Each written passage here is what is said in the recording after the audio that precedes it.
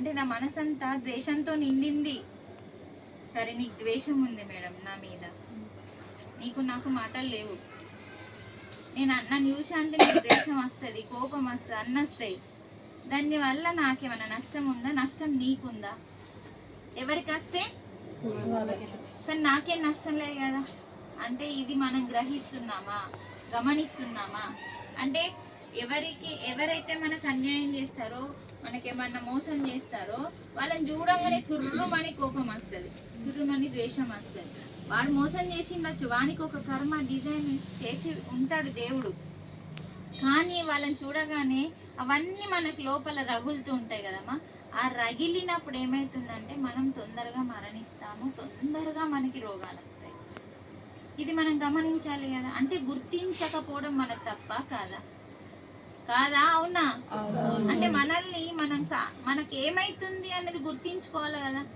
మనకేమైతుందో గుర్తించకుండా భ్రమలో జీవిస్తున్నాం కాబట్టి అమ్మ రోగాలు ఎక్కువైతున్నాయి, బాధలు ఎక్కువైతున్నాయి, భయం అయిపోతుంది. అందుకనే మరి ఇలాంటి వాటిని అన్నింటినీ గుర్తించి ఈ మునులు, ఋషులు, గురువులందరూ గుర్తించి వీటన్నింటినీ మనకి నేర్పిస్తున్నారు. గుర్తించండి, వాటిని గుర్తిస్తే మనము కదా కరెక్టే కదా, నాలో ద్వేషం ఉంటే కరెక్టే కదా అని నీకు ఎప్పుడైతే ఒక ఆలోచన వస్తుందో అప్పుడు కొంచెం ఆ ద్వేషం పెంచుకోవడానికి, అవన్నీ అసూయలు పగలు పెంచుకోవడానికి కొద్ది ఆలోచిస్తామన్నట్టు.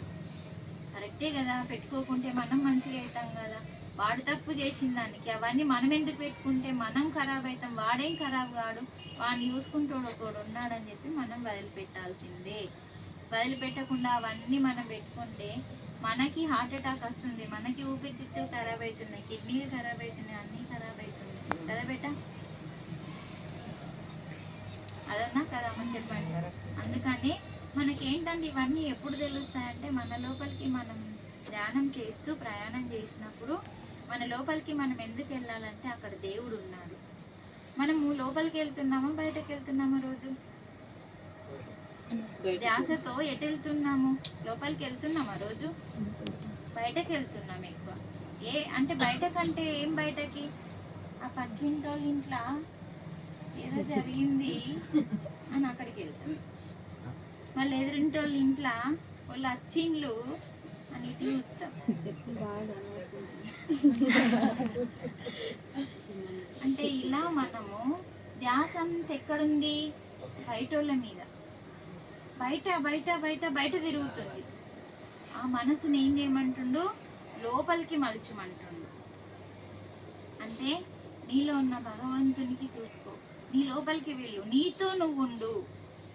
మనతో మనం ఉండమండి. మనం ఎప్పుడు చూసినా పక్కింటోళ్ళతో ఎదురింటోళ్ళతో వాళ్ళ ముచ్చట్లు, వీళ్ళ ముచ్చట్లు, వాళ్ళ సమస్యలు, వీళ్ళ సమస్యలు, మన ఇంట్లో సమస్యలు మనకు సరిపోతలేవని మన కాళ్ళ సమస్యలు.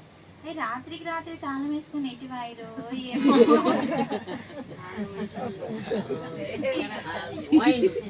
అయితే వాళ్ళు తాళం వేసుకోండేమో గాని నువ్వు కాలైపోతావు. పొరపాటున వాళ్ళ ఇంట్లో అన్న అమ్మాయి గిన్న పోయింది అనుకేటన్నా ఇక చూడాల వాడకట్లో ముచ్చట. అమ్మ వాళ్ళ ఇంట్లో ఏం సమస్య ఉందో, ఆమె కర్మ ఏందో, ఆమె మానసిక స్థితి ఎందుకు అర్థం చేసుకో. వాళ్ళ ఇంట్లో వాళ్ళ అమ్మాయికి జరిగింది, దాని గురించి నువ్వెందుకు మాట్లాడాలి? నీ ఇంట్లో ఎన్నో సమస్యలు ఉన్నాయి, అవి మాట్లాడు, అవి తీర్చుకో. అంటే వాళ్ళ రాత్రికి రాత్రి ఉన్నోళ్ళు పొద్దున లేచి మబ్బునేసరికి తాళం ఉంది, అది తెలుసుకునేంత వరకు. కానీ దాన్ని తెలుసుకునేంత వరకు తీరం పట్టక అది మానేసి భగవంతుడు మరి నాకు ఈ రోగం ఎందుకు ఇచ్చిండు, నాకు ఈ కొట్టే భర్తను ఎందుకు ఇచ్చిండు, నా గురించి నేను, నా కర్మ గురించి నేను ఆలోచిస్తానని చెప్పి ధ్యాస అంతా నీ వైపు పెట్టాలి.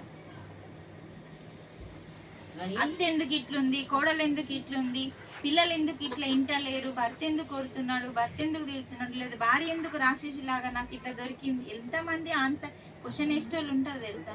నిన్న ఒక అతను మమ్మల్ని ఆటోలో దించేసిండు, నిన్ననో మొన్ననో కోనసముందర. అవును మేడం.